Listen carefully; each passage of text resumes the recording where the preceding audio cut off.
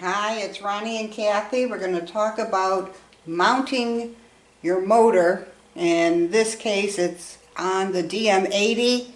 It would be the same for the E6000, provided that you have the sheet metal stand as opposed to the Sawhorse.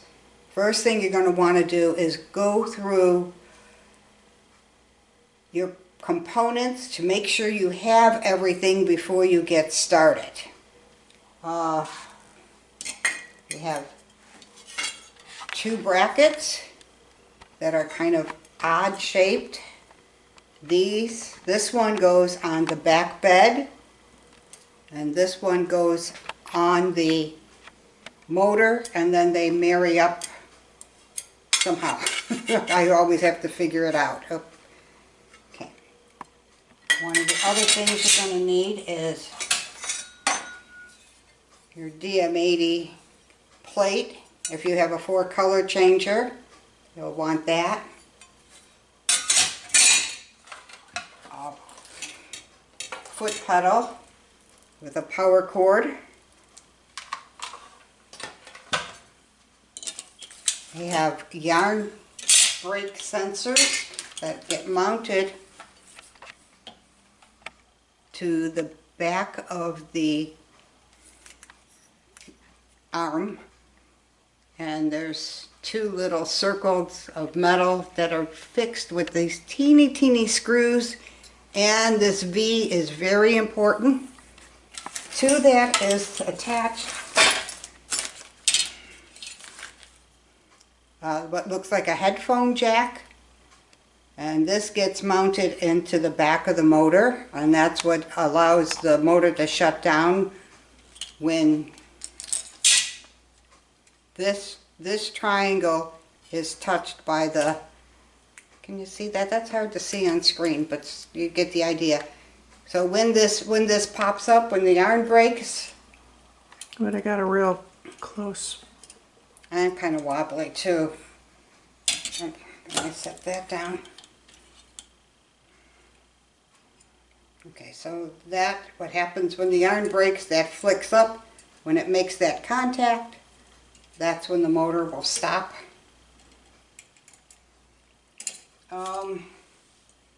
Other thing that we're going to have to mount is your bracket, which on the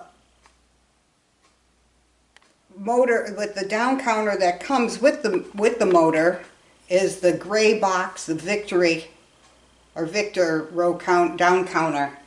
I have a digital down counter,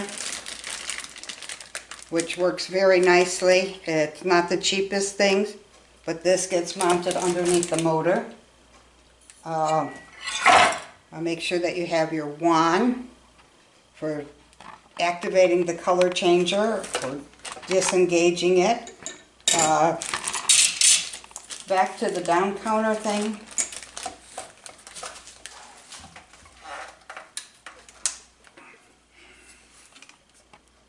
Need this here plate. Do you want me to zoom in? Yeah, it's probably okay. With the plunger that will engage the motor. And if you have the older down counter, you would need to mount this. I think I might not have all the pieces. Let's see what else we got here. One of the things is, if you have the auto color, it too has a jack that connects into the back of the motor. And obviously a row counter. I wanted to show you these. Can you get that?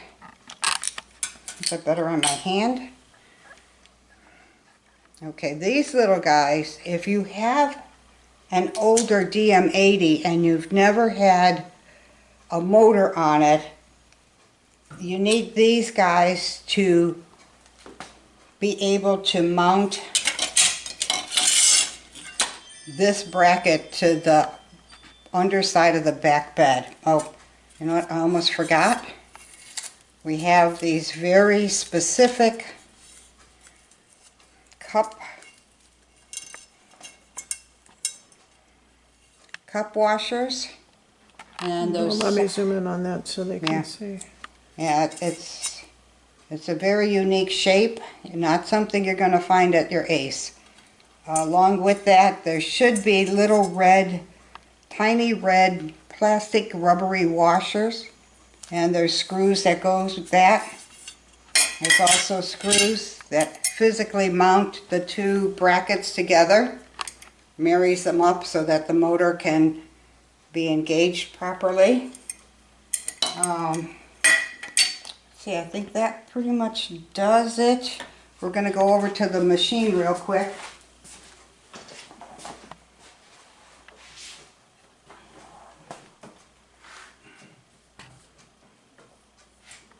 If you don't have those little square threaded pieces, you won't be able to mount the plate, and this is where they go. You have to take off the blocking rail. If your motor's already been mounted, you're good to go. Now, what I've done is, before I took my machine apart,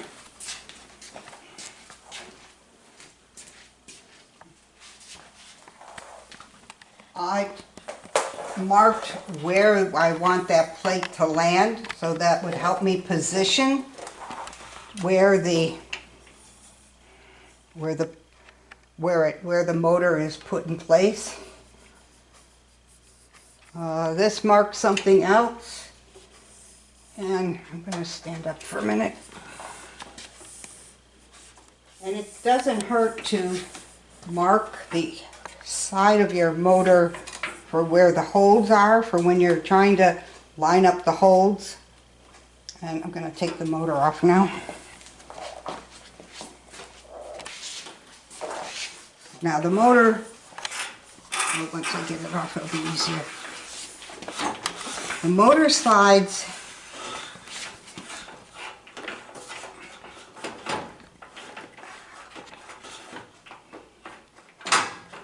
okay. The motor comes off.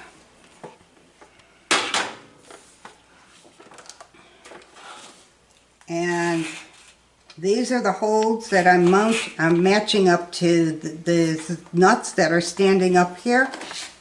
These are what accommodates the brackets for the yarn holder. I mean the plate for the yarn holder, the plate for the down counter, and something else which I'm drawing a blank on right now. So we want to mount those things first. And you had the red mark down there. I have the red mark, and I'm going to have a companion red mark on something else, so that I have kind of like registration marks to show me where they need to be positioned. Because so before I get going, I'm going to put this back on.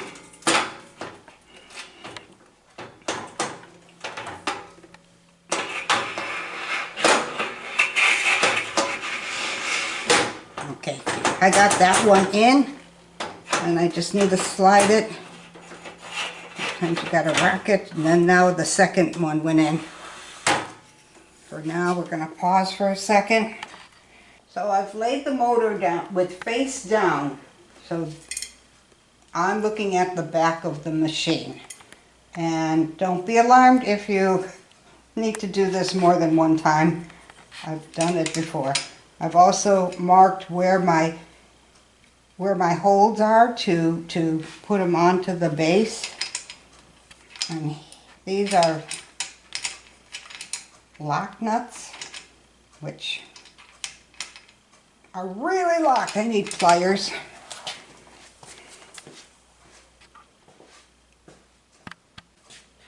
Let me get those off.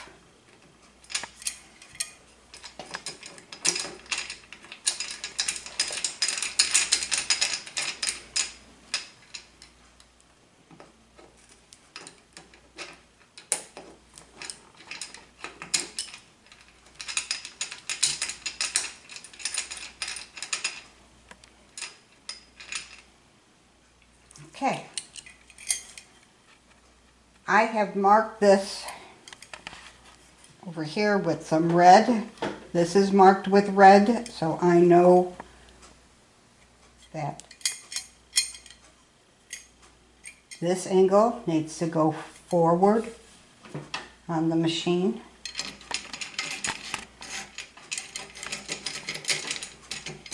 We need to line up those screws to get these holes. An important part here is we need something to bring this up a little bit higher.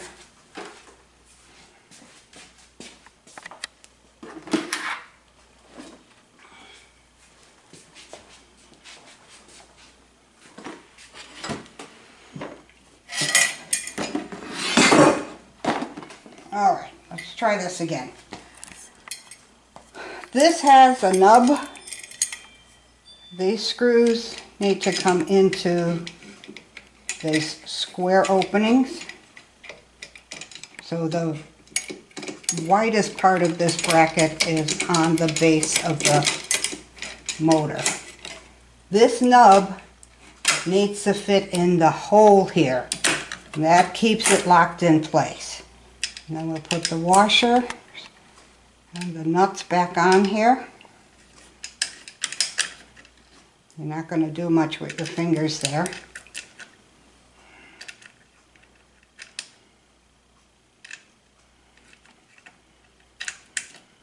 So you can take a adjustable wrench or pliers or something to help you with getting them snugged up.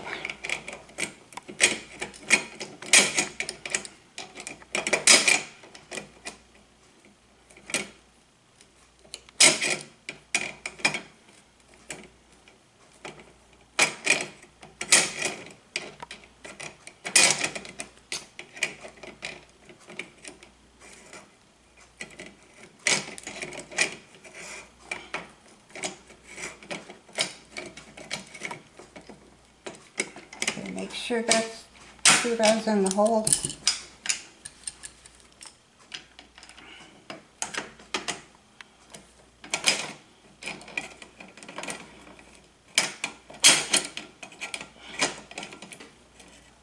Let me get an adjustable crescent.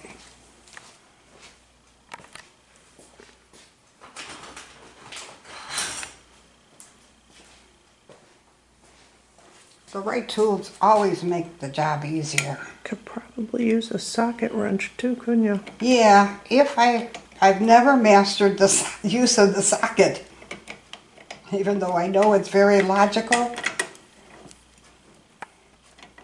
Not everybody's got socket sets, but true, yes. Okay, make sure our bump stays in the hole.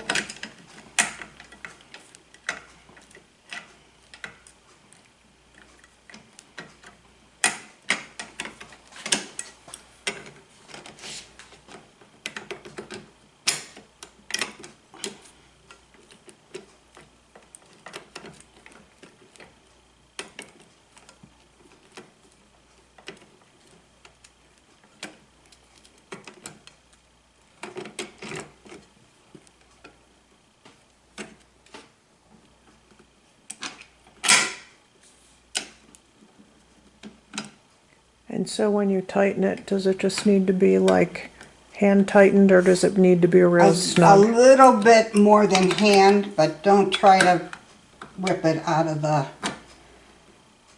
don't over torque it because you forget how powerful screws are. And this one has a green mark on it, and I got green here.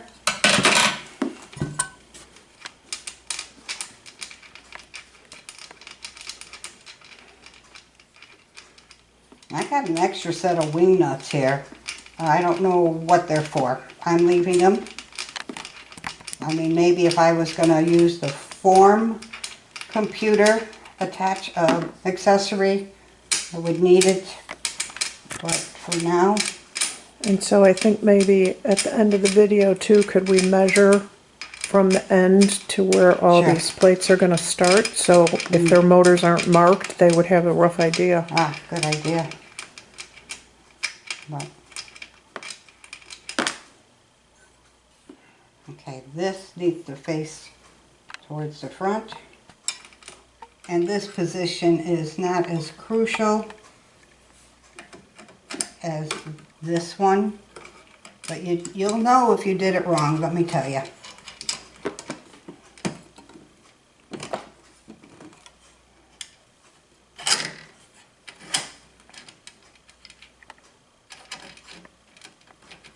Okay, I got that. Put the screws on.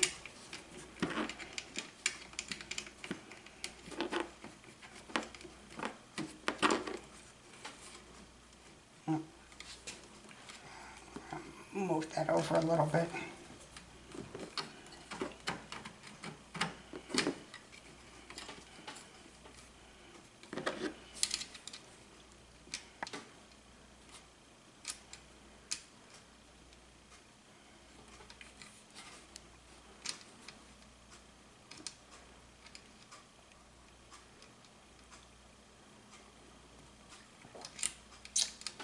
Okay guys, this will work eventually.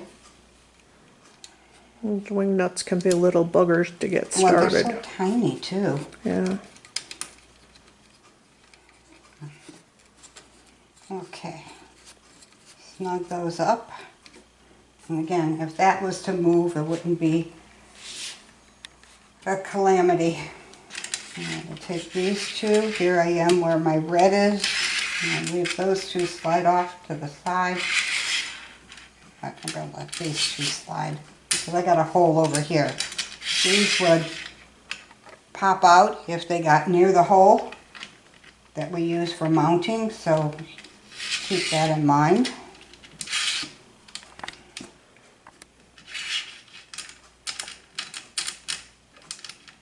So if you feel like you're not making headway, put a little pressure on them downward towards you to help hold the screw head in place.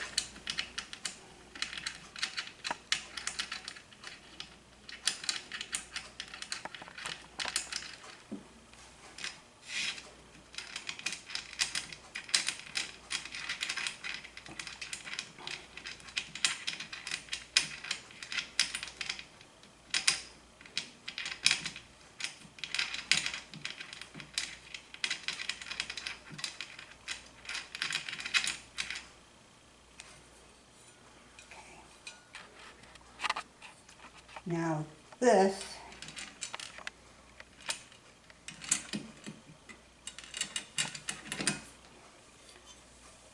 there's holes here which you could use if you don't have a motor, but I use the ones closest to the end, and I'll use this one and that one.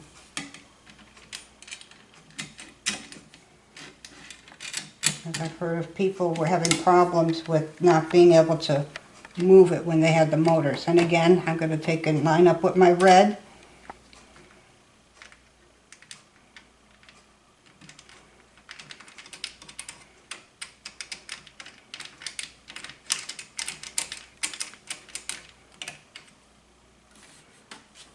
And just as a few little hints, if you got your motor off the bed, off the stand, you want to always keep it perpendicular to the floor. I know we're very tempted to set it on edge and just, take up less floor space, but it can warp the thing. Also, you should always have your transport screw in there, which I did not talk about earlier, which I don't have in here, but we'll show you one of them. Okay, let's pause for a minute. So if you weren't fortunate enough to have your brackets mounting positions color coded, here's something to give you an idea. This one is starting at about 16 3/4, but this one is in the right place because that bolt needs to fit into the other hole. From the end, This bracket is, looks like you can, is 28 inches to 32, and the yarn mast is 38 to 43. And obviously we take it to the other end, but just to give you an idea. Now I need to mount the, well, we do have a transport screw here. This is a transport screw. It should be used anytime you move the motor, and it goes, I'm going to swing this around, Kathy.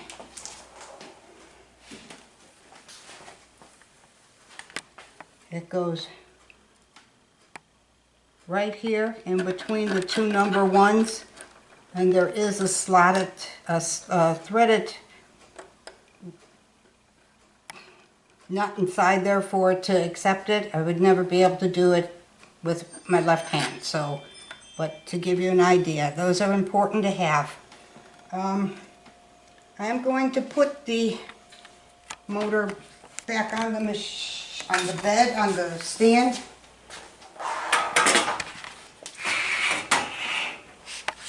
And I'm going to use my arrows on the back that help me line up with the bumps.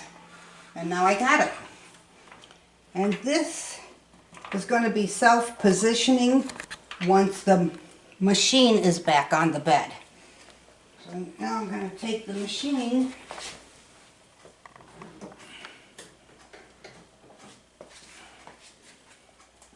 Swear to God, I'm getting old. These machines are getting heavy. Okay.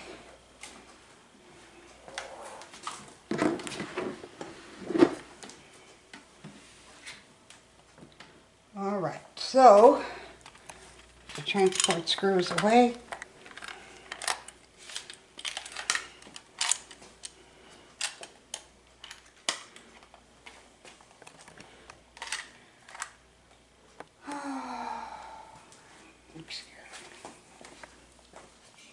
Okay, so on one side I did the right thing, and I had the screw in with the washer all taped together.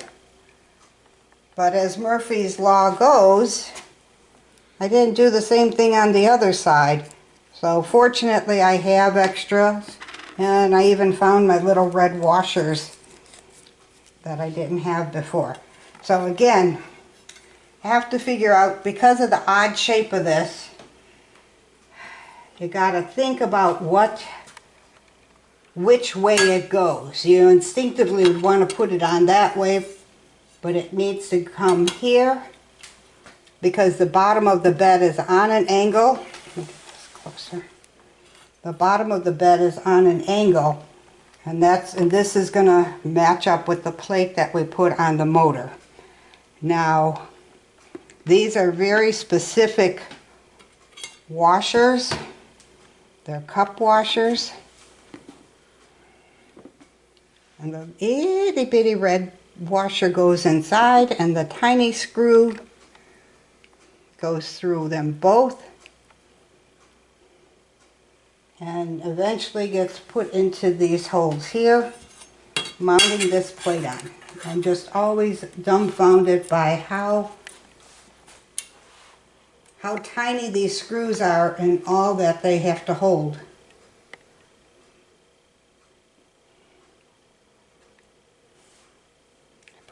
Screwdriver, do you see it? Yeah. Okay. All right, so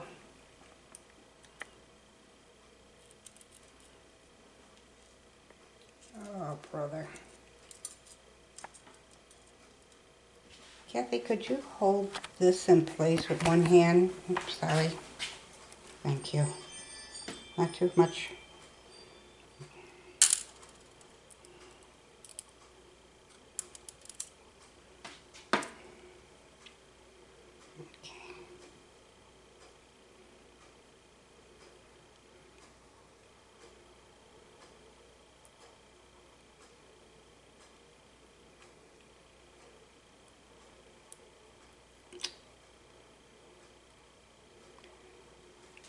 And the red washer, when they're new, are really kind of stubborn. I'm going to try putting the screw into it first.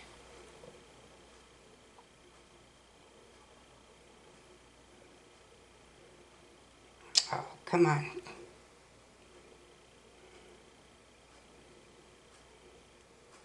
Maybe this is why I didn't have bread washers in it. Let's try the other hand.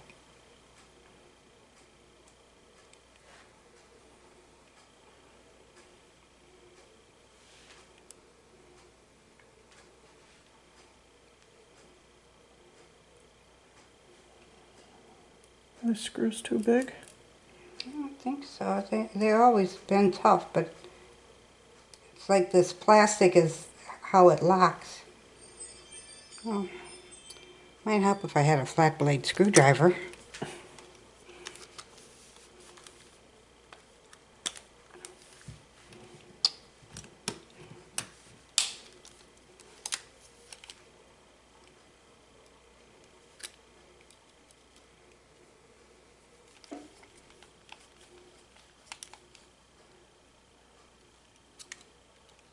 Okay, I'm getting it.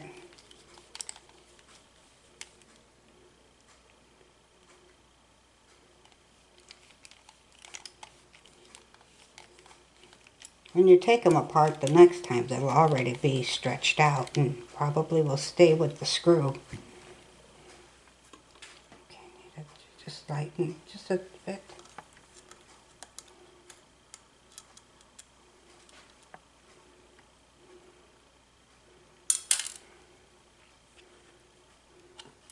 And magnetic screwdrivers would be very handy.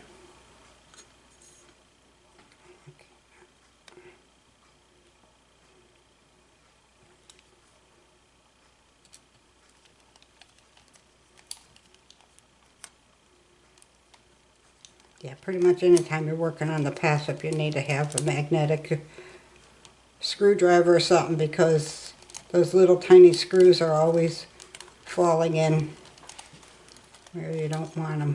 Oh, looks like okay, let me have the control cap.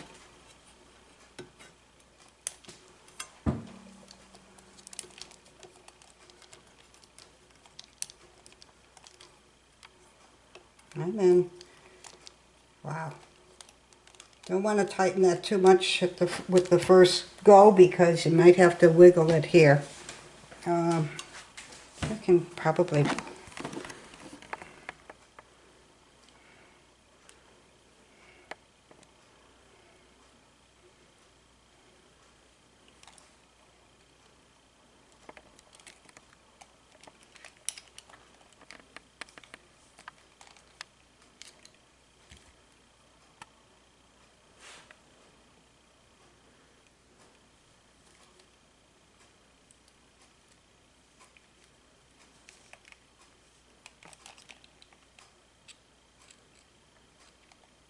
Okay, I got that started. Another cup washer. I'll put that through. That one had been used before, so it's more forgiving.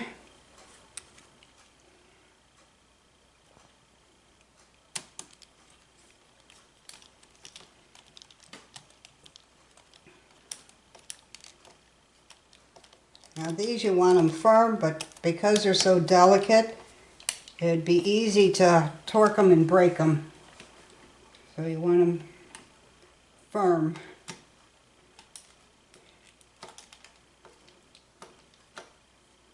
Okay, I'm going to go back to my bed, and back to the motor.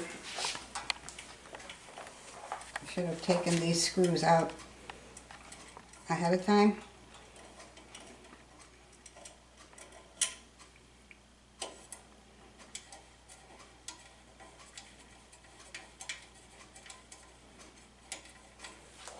Now, on this bracket, the nuts that these fit into, they're welded. Show them again. That these fit into, there's a nut back here. Yep. to take the threading. Yep. I have on my 6000, they're not, so I have to always fiddle. So this makes life easier. All right, come over.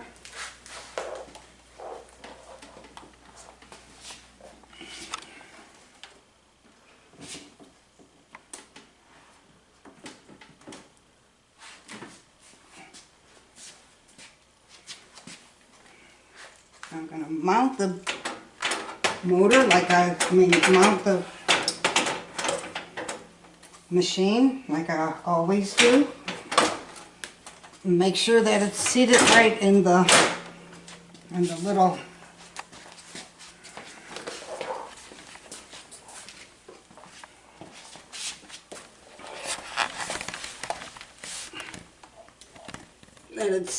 with these two things. Can you see those?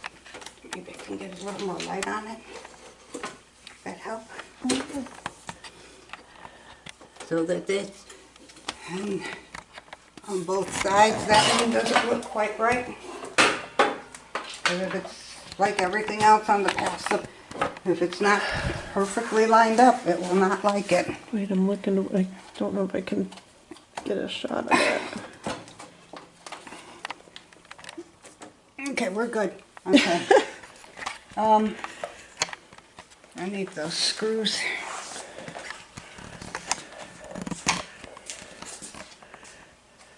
Screwdriver and clamps.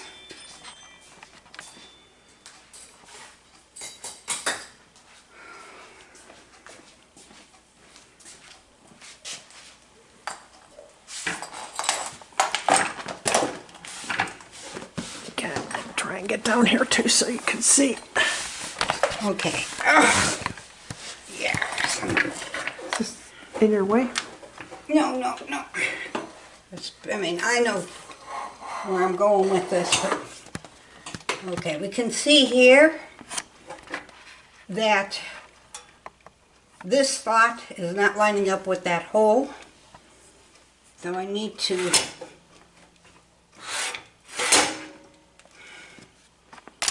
give me the light. Okay, we got a little nub there that needs to be locked in there. And now we put the screws on.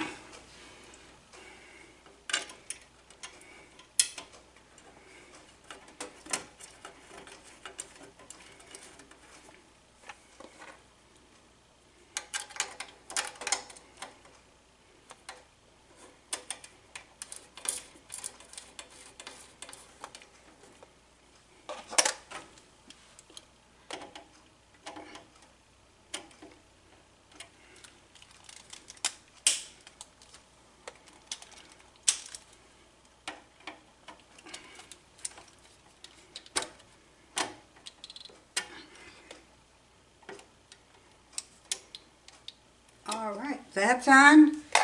Gonna put my clamps on.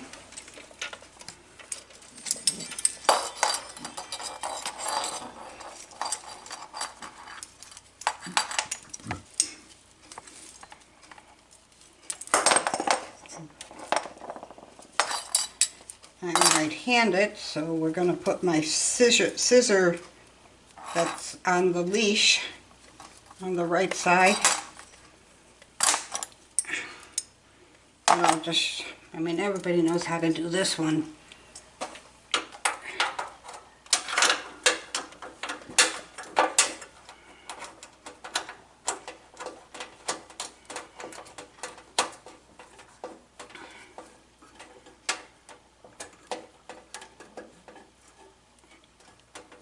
Okay, alright, I think we're good. I'm going to put the other one on the other side. You won't be able to...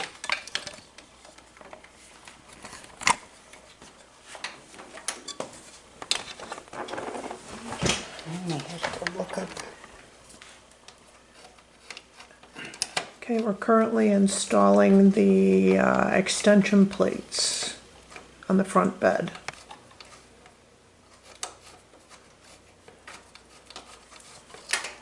I already put the color changer on.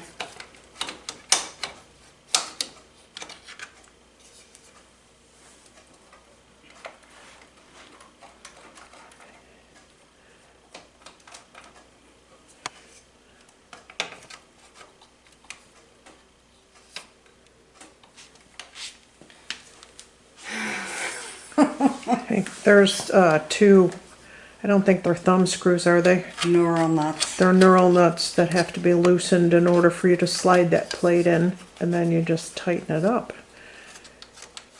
Allegedly. Maybe. I cannot get it to go in to this top one.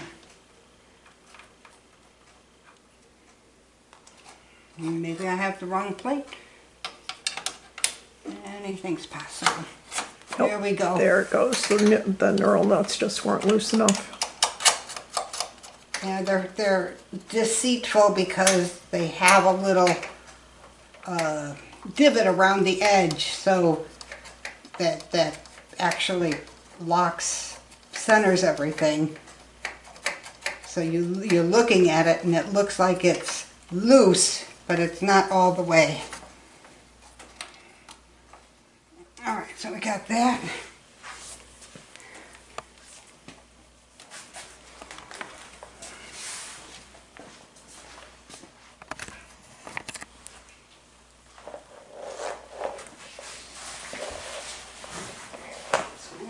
Changers. So is the color changer basically the same thing where it has the knurl nuts and you just slide the plate in? Yep. Yes. And Kathy, pause. I don't know where this... We've already talked about how the yarn mast, there's a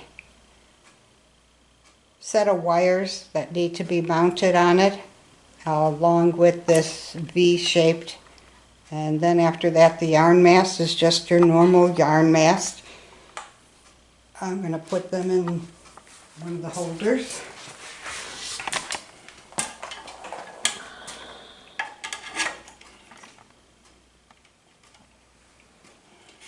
Now we've already put on the, right? Here we go. That's for the cups. And somewhere there's yarn tension wires that I don't know where they're at. Now this is part of what needs to be plugged in. I'm going to put the other one on. We've already put the color changer and the end plates. If you're using the deco, you have this big one on your left side, a regular extension plate. On the back, the color changer and the extension plate. Okay. Mm-hmm.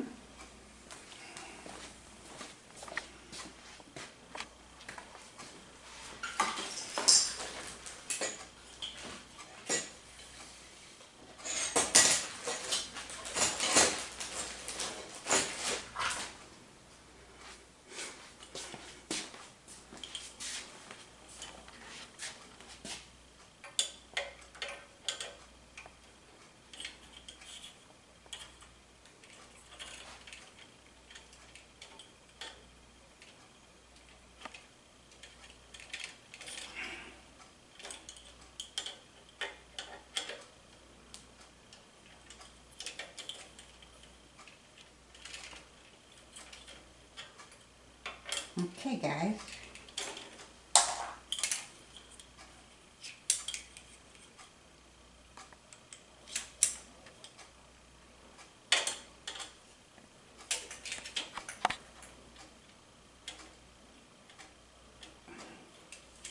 Well,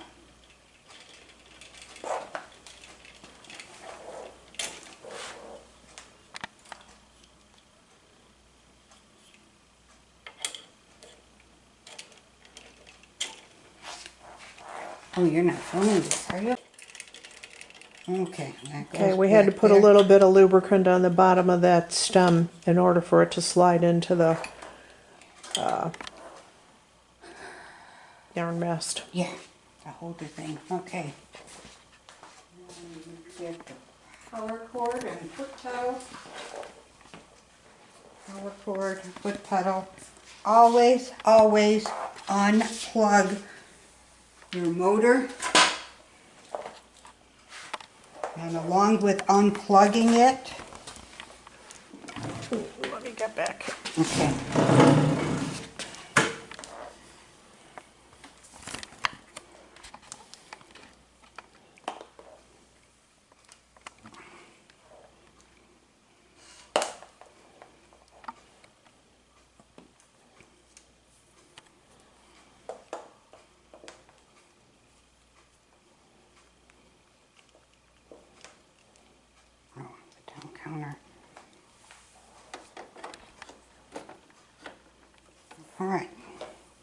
like I was saying, always unplug your motor. And when you get done, you've got this here part right here. Flip that up and down a couple of times. And that'll discharge your capacitor and hopefully extend the life of your capacitor. You will know if you blow your capacitor. It will pop and you will have a horrendous stink of smoke. Greasy electrical smoke. Yes, you'll think your house is on fire and ask me how I know. Okay, so if you want to come back here, Kathy. Okay. Okay, so I'm going to hook this up, hook the cables up the way I had them. My E6000, after I had it repaired, I had to jiggle around with how the cables were plugged in. So these are the two from the yarn sensor. They're both going to go into the B. Now if you have the auto color, you will get a splitter and you will put one color in the top of the splitter and one yarn sensor in the top of the splitter, and in the bottom of the splitter you'll put your color changer. The other one is going to be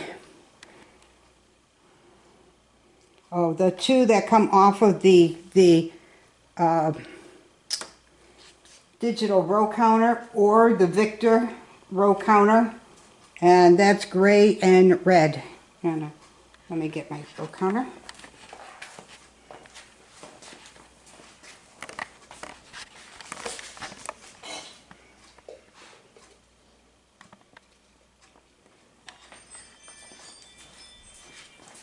Now this row counter does require power, and it has a USB feed, and it's super easy to mount.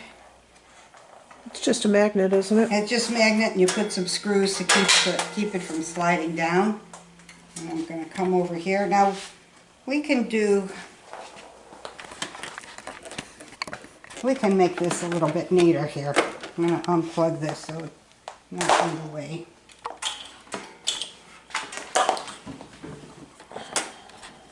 We have these channels.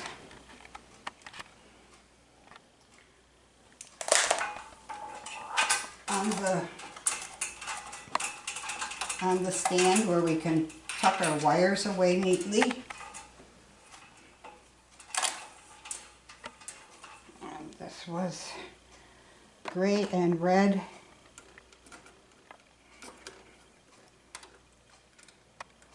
That's the row counter. That's the down counter. And they, now the way you set those up determines what the second set of numbers will do on your digital row counter or your Victor, your mechanical one. One way it stops with the second set of numbers, like if you want to make decreases every 6 rows, it'll do that. And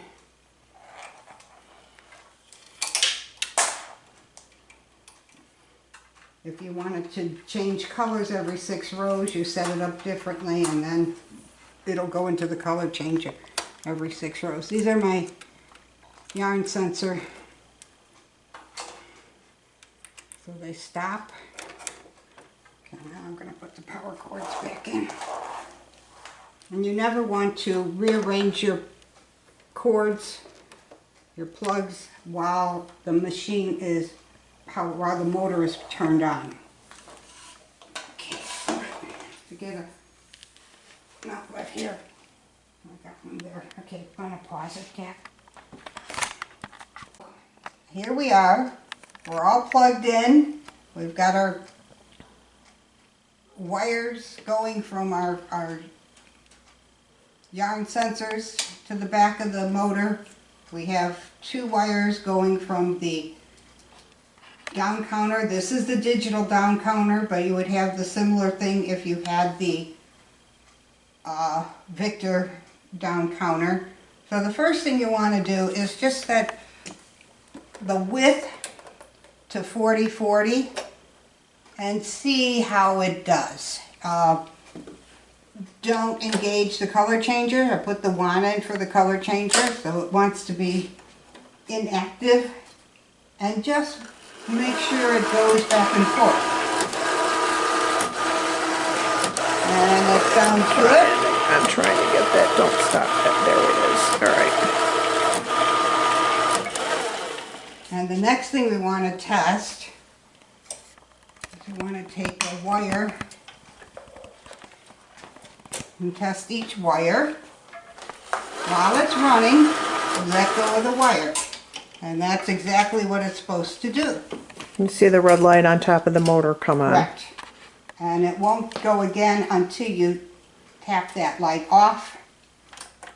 And I'm going to do the next wire. Keep it running. Okay, that's good. And you can do the other two on your own. The other thing we want to try is, shut that down, engage the color changer by pushing the wand to the right. First do it with no eyelets, just in case something goes wrong. And no carriage. Well, that looks like it will do it just perfectly. Alright. So now, the final test will be to put the locks on. You want to pause? Just as a reminder, you recording? Okay. Just as a reminder, whenever you take your locks off or on, you want to put them in GX. And obviously not have strippers or anything in. So I'm putting on the back locks. Well, let me see if I can get back there. I don't know if my cord's long enough. Lift up your tongue. That's fine. Again, we're going to do this with no needles. Just in case something goes awry. Yep. Sorry, we're tripping over each other. I need a bigger space. Okay. I can see, oh, that has Velcro. That was before.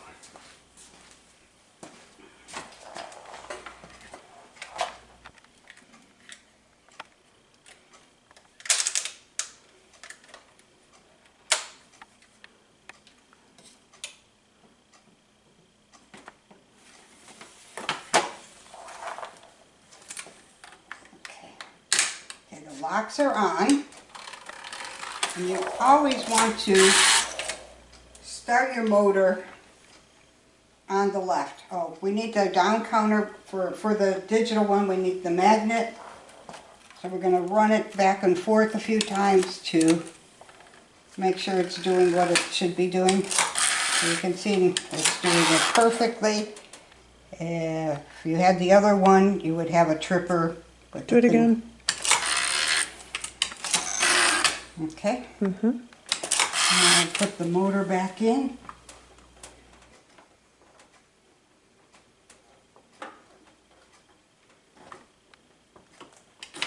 Okay. And again, I'm still going to just run between 40 and 40. I'm going to not go into the color changer. I have something set there.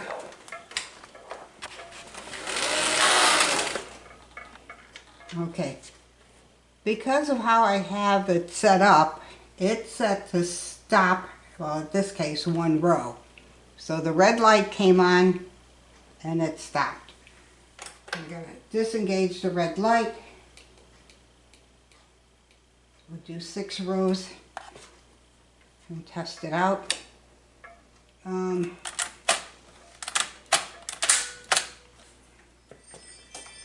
don't need anything working. Okay, so we're going to go back and forth again.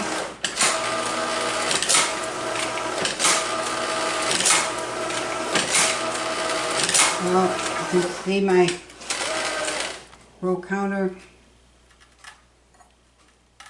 is not tripping. There we go.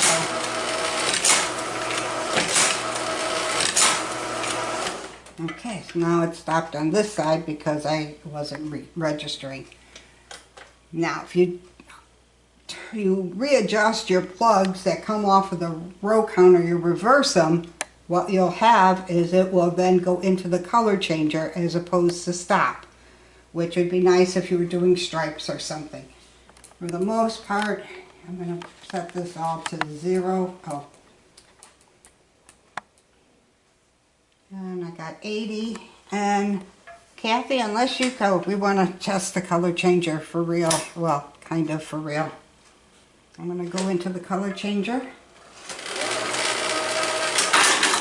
Okay, it's picking up an imaginary outlet. Just putting it down.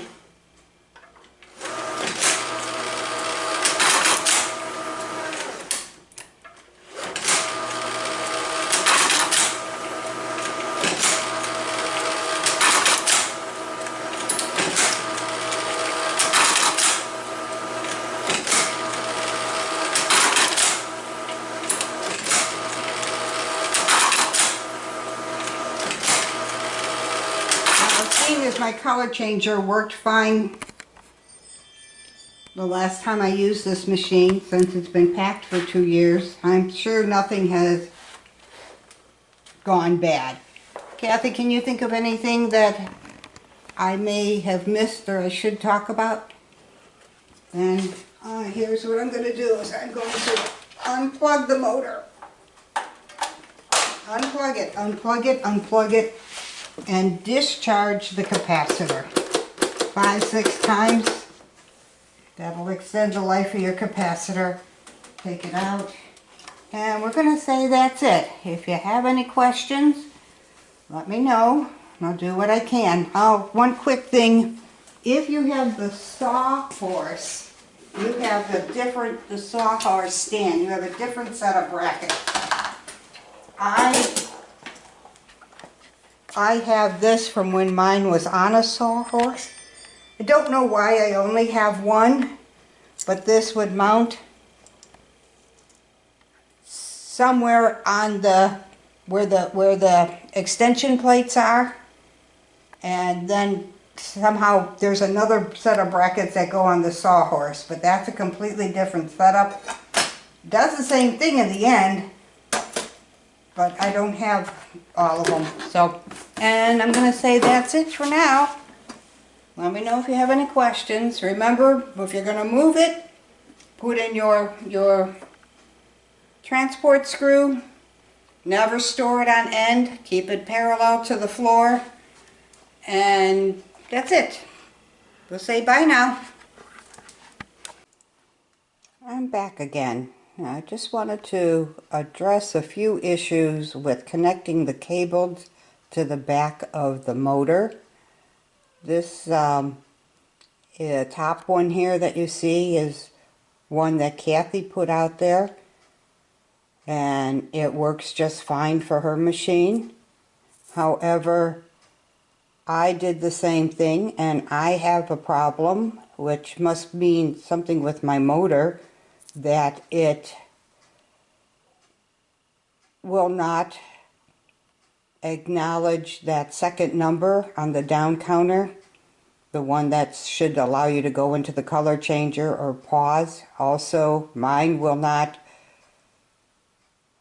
when the yarn wire is tripped, as soon as it's untripped, the motor starts back up, which is not how it's supposed to happen. It's supposed to happen where you have to hit the light, and I'm just going to call that something that's part of my machine. I mean, it's working on the most part, and I'm going to keep it at that. But you can see this is kind of a complicated setup, because we have the red that comes from the down counter, and we have an empty spot, and then we have the gray that comes from the down counter.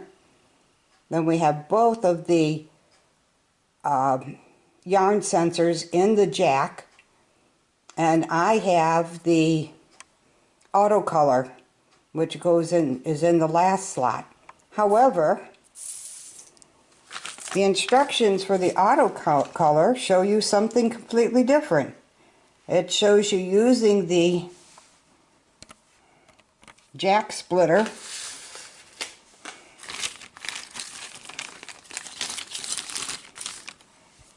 and putting the color,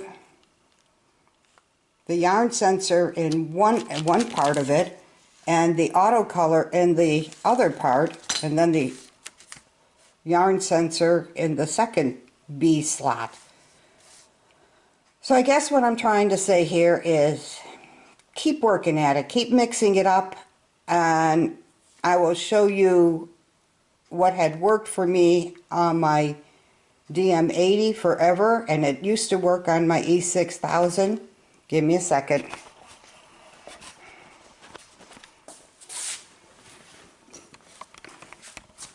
This is the setup that both of my motors were set up with the exception that mine auto color would be in C.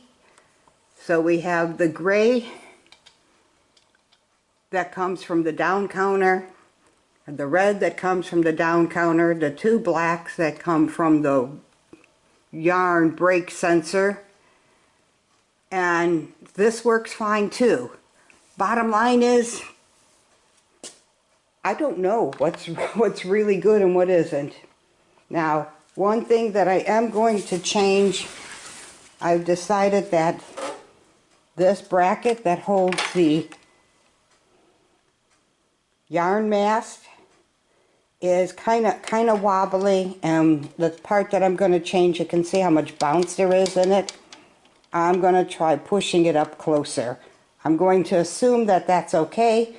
I will report back if it's not. That's it for now. Okay, we're back. I decided to move this arm and plate over so it's closer to the motor. This is what holds your yarn mast. It was originally on the screws down here, and I put them here because it was very wobbly. Interesting thing though, as I was taking the motor off the machine, off the stand, I had a hard time getting it off because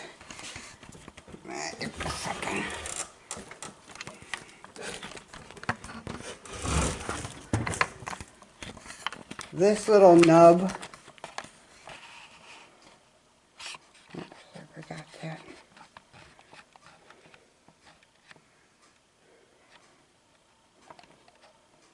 I'm going to have to do it upside down.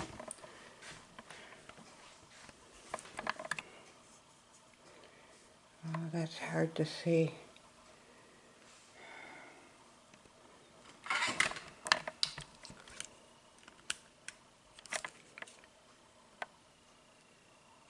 This little nub right here, above the hole, was kind of like caught in its slot, and I actually had to put a screwdriver in between there before I could move the motor. Would have been nice if that would have held that well when it came loose when I was in the middle of working on it. Let's see if I get that any better. Okay.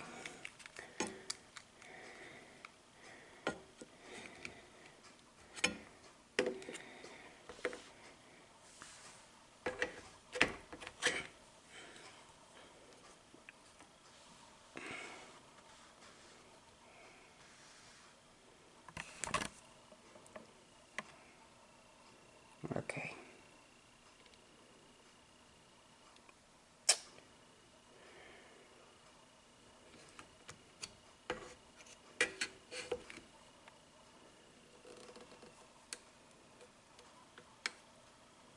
Okay. Here's the little nub I'm talking about. It's right above the threaded hole where your screw goes in. Okay, here we are with the final setup and check of the mounting of the motor and getting it going. First thing is I have moved this plate in, so now it's a whole lot less wobbly. This is the plate that holds the arms for the 4-color changer. I have my down counter set for 26 rows, and to stop every 4 rows. We're going to check that out. One of the things you want to do is, when you're testing it for the first time, always use the foot pedal, number 1. Number 2, just set it for 40 and 40, just in case something's not lined up properly. You're not going to be trying to throw it off the machine.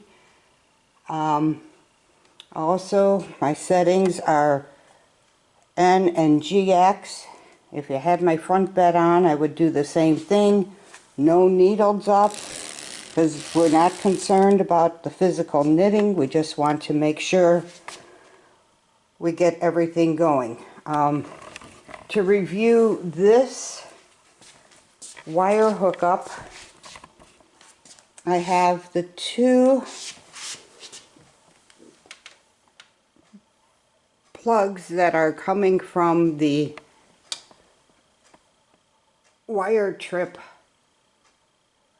sensor, and then the 2 plugs coming from the down counter. And I have the first one is gray, the second one is the red one. I don't know how much this matters. I believe there is a way to change it so that it would go into the color changer after so many rows. I've never used it, and I really don't know how to make that happen. So right now I have it set up to where it's not going to go into the color changer. And one of the things I'm going to want to do is to check every one of these wires to make sure they have enough spring on them. Kind of hard to do with one hand here. Sorry. Okay, so I have the wire, and if you can imagine that the yarn breaks and the motor's going,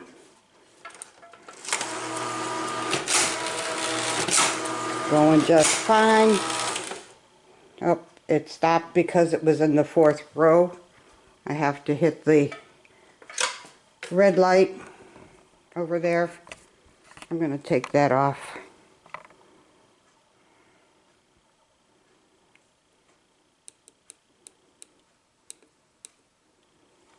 Okay, so this one is the wire test, the yarn break test, and if you just let go, it should have enough spring, and the triangle should be in line so that it touches it, because that's what stops the motor. Other than that, it's that, and to free that up, you got to hit the red light. Oh, first you have to correct the problem.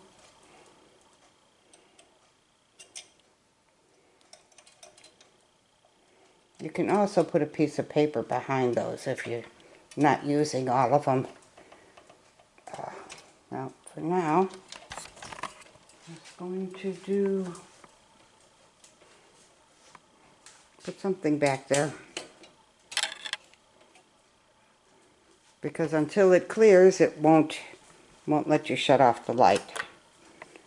My other setup that I showed you, for some reason that one, as soon as you clear it, you don't have to hit the light. I don't know why there's a difference. So you just test it, and I'm gonna, oops.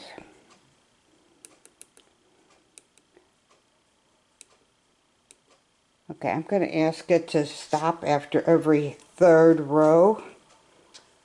And we're going to knit. Oh. I must have thought that was the 3rd row.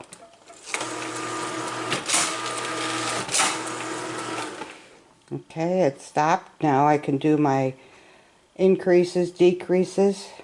Once I'm done, I hit the red light again. Go back to knitting. And that's pretty much it in a nutshell. This is the digital row counter, the electronic one.